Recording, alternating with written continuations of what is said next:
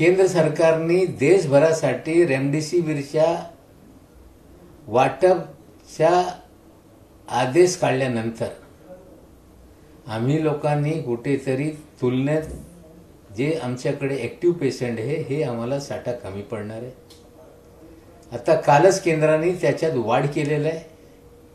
म्हणजे जवळपास 26,000 प्रति दिवस आम्हाला जे अलोकेशन करण्यात आला होता त्याच्यात आणखीन वाढ झाल्यानंतर जवळपास 40,000 वायल्स पर डे एव्हरेज आम्हाला 10 दिवसासाठी भेटणार आहे. याच्यातून कुठेतरी जे तुटवडा निर्माण झालेला आहे काही प्रमाणात कमी होईल. आणखीन 10,000 वाढून दिलं तर आम्हाला वाटते की महाराष्ट्रामध्ये कुठलीही अडचण राहणार नाही. त्या बाबतीत मुख्यमंत्री महोदय सरकारकडून केंद्राला तकादा करण्यात आलेला आहे आणि जे कोटा वाढवण्यात आलेला है त्या बाबतीत आम्ही केंद्राचा आभार मानतो.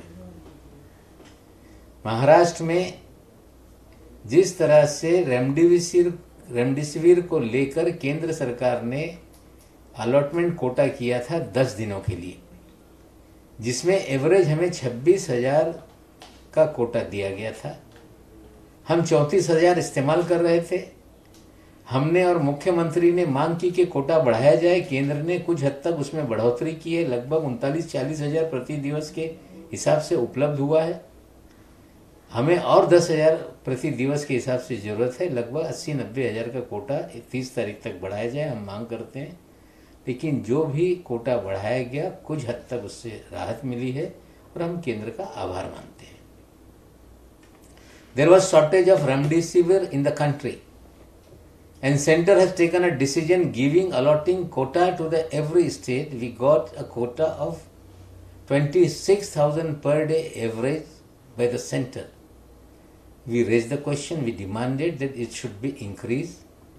Yesterday, some quota has been increased. It will be going somewhere 39 to 40,000 per day. Definitely we need more 10,000 per day remdesivir increase. If it will be given, the entire Maharashtra will get relief. The quota has been increased. We are thankful to the center. महाराष्ट्रामध्ये कुठेतरी लसीकरणचा कार्यक्रम थांबल्यासारखंच झालेला आहे.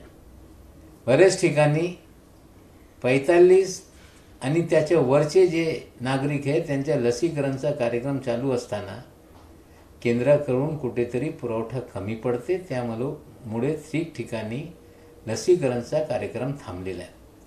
आमची मागणी आहे कुठेतरी केंद्राने जे ठरवलेलं आहे की 45च्या वरची जी लोक असतील त्याला केंद्र सरकार कुठेतरी लसीकरण पुरवतील. महाराष्ट्रामध्ये रजिस्ट्रेशन जास्त प्रमाणात होत आहे. जास्त लसीकरण केंद्राने पुरवठा केला पाहिजे जेणेकरून कुठेतरी आम्ही लोकांना वॅक्सिनेट करू.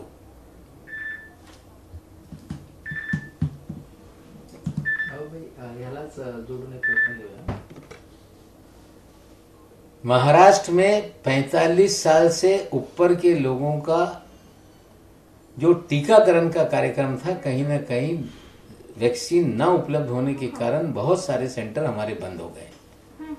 हम मांग करते हैं कि केंद्र जल्द से जल्द जो पूरा उनका स्टॉक है वो हमें मुहैया कराने का काम करे, ताकि 45 साल के ऊपर के जो सिटीजन हैं उनका जो रजिस्ट्रेशन हुआ है हम जल्द गति से वैक्सीनेशन करें. हम मांग करते हैं कि केंद्र जल्द से जल्द हमें वैक्सीन उपलब्ध कराए.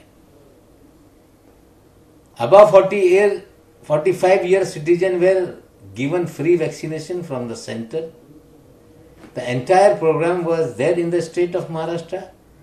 Due to the short supply of the vaccination by the center, many of the center are shut down. People are waiting. They had registered.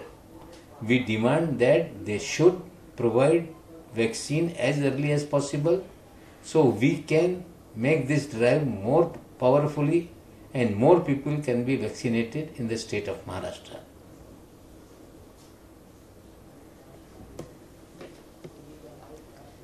केंद्राने जी नीती जाहीर केलेली आहे की 1 तारखेपासून देशामध्ये 18 वर्षापेक्षा जास्त लोकांना वॅक्सिन लावण्याची परवानगी त्यांनी दिलेली आहे. पण 18 से वरचे जे लोक आहे 45च्या खालचे लोक आहेत त्यांना केंद्र हे कुठेतरी वॅक्सिनचा पुरवठा करणार नाही हे स्पष्ट आहे. त्याच दरम्यान कोविडशिल्ड असेल त्यांनी पण सांगितलेलं आहे की आम्ही केंद्राला 150 देऊ, राज्यांना 400 रुपये देऊ आणि खाजगी लोकांना 600 रुपये किंमत राहील.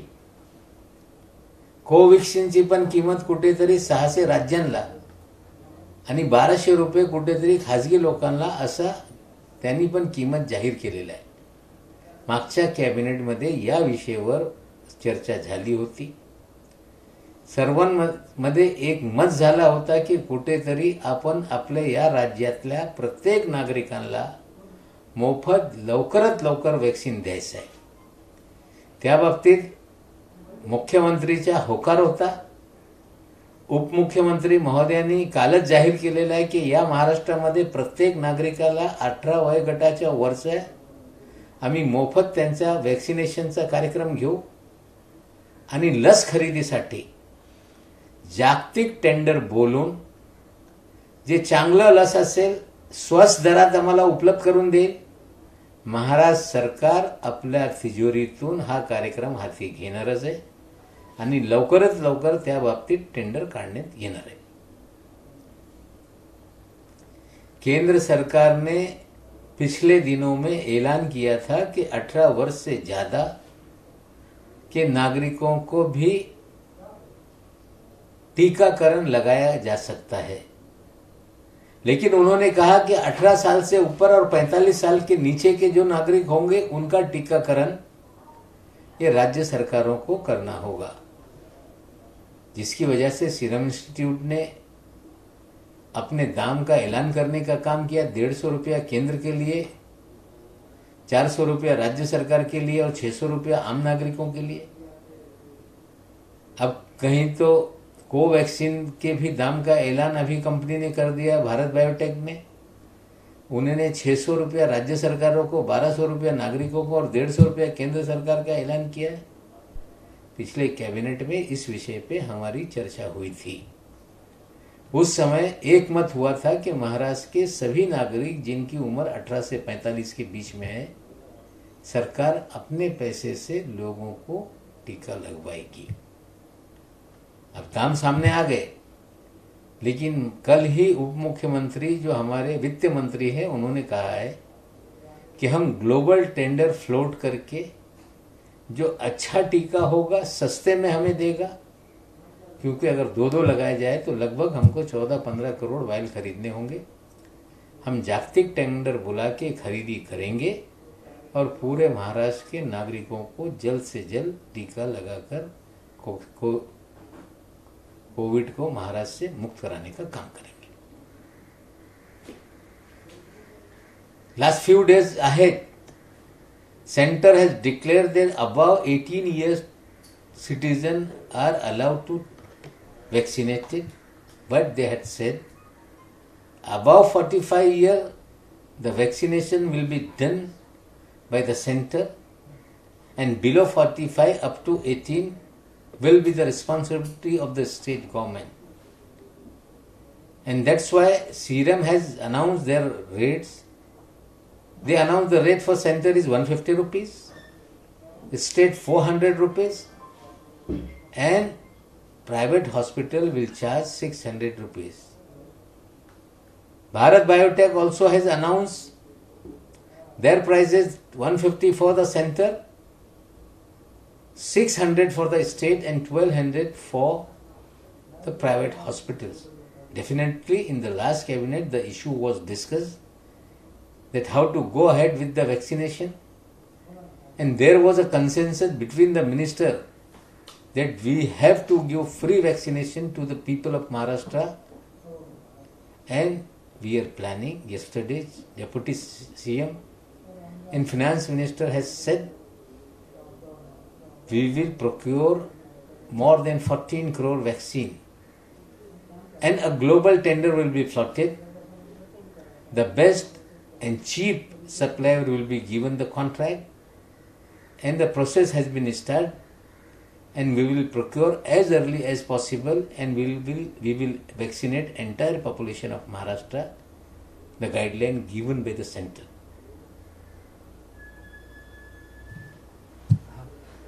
ते नवी मुंबईच्या ऑक्सिजन प्लांटमध्ये काल हायलाइट देण्यात आलेल्या ऑक्सिजन पुरवठ्याबाबत 105 मेट्रिक टन ऑक्सिजन कमी मिळणार आहे 2 दिवस.